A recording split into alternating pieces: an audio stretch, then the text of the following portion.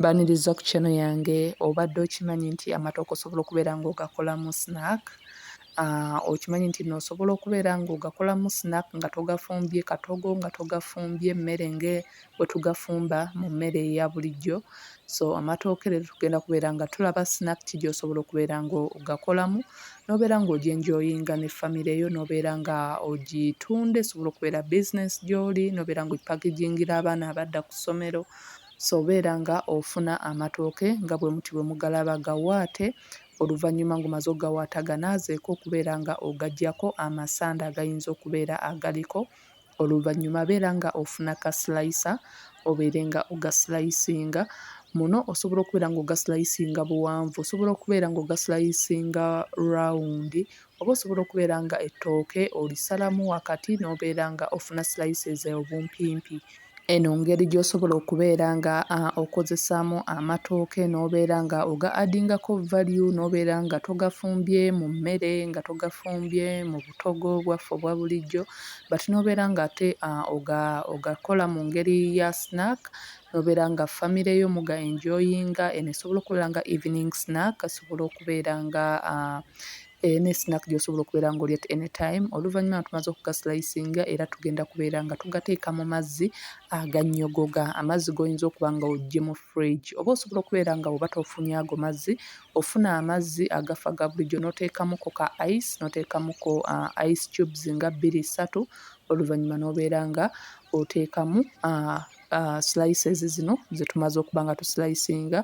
Oluvannyuma mbeera nga muno nteekamu ekiyinzaali ekyaffe ki turmeric, then ngenda kuba nga ndeka gasiitinge for 15 to 20 minutes. Kusaba obeere ng'osubscribinga, abeera nga ojjaawo ku channel yange Ugandan Kitchen, bw'ogituukako beera ng'onyigako, then beera nga osubscribinga awo. Buli lw'osubscribinga beera ng'ogenda maaso era onyigewo. Bw'onyigawo wakuleetera awo ku notifications, then nyiga ku all notifications bakulage nti notifications za video zange zonna ojja kuba ozifuna. Then nkusaba obeere nga buli lw'olaba video olayikinga, kinyambako okuba nga channel yange ekula, era leera nga olekako comment osobola okuntegeeza video yange egenze etya, agitrayinze, n'obeera ng'ompa feedback ne mmanya ki kye neetaaga okuba nga nkyusa. Oluvannyuma lw'eddakiika 2 olaba slices nti amazzi gonna galinganga aga browninze, so tugenda kubeera nga kati tudraininga. At this rate, slices zino ziba already zifunye kala eyo ey'ekinzaali, kala eyo eya yellow, so tugyetaaga ku slices zino. Then oluvannyuma tumaze okugadraininga tugenda kubeera nga era tuzispreadinga ku tray nga tutaddeko paper towel, oba osobola okubeera kitchen towel, but kitchen towel eyinza okulemeramu eyo kala, so kozesa paper towel. Osobola okuba nazispreadinze ku tray za mirundi 3, then zireke zibeere nga zidrayinga okumala eddakiika nga 3. At this rate osobola okuba zimaze okudrayinga, tandika okubeera nga osiika mu burede butto amaze okuba nga akyamuka.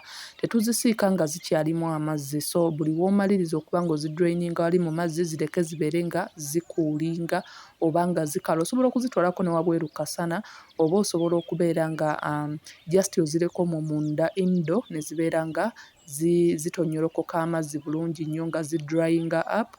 Then siika paka ng'olaba ziri crispy, kati nga bw'oti bw'olaba nti ziba already ziri ready. Ziba zitandise okubeera nga zihardeninga, nga zitaninga crispy, ate nti ziba tezikyakola noise mu butto, like owulira nga kati ziri silent. Ate era n'ekirala nti zifloatinga waggulu, kye kikumanyisa nti crisps ezo ziri ready.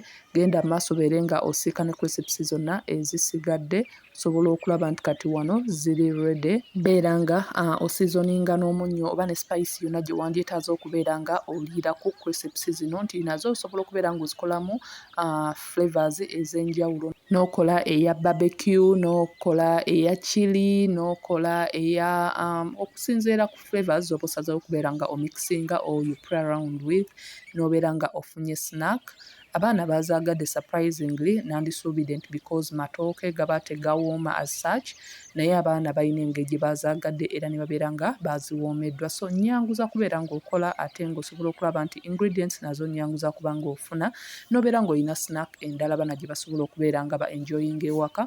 Nkusaba obeere ng'osubscribinga ku channel yange, nkusaba onfollowing ku social media handles, ku Instagram kwendi, ku Snapchat ne ku TikTok. Until next time, thanks for watching. Please don't forget to like, share and subscribe.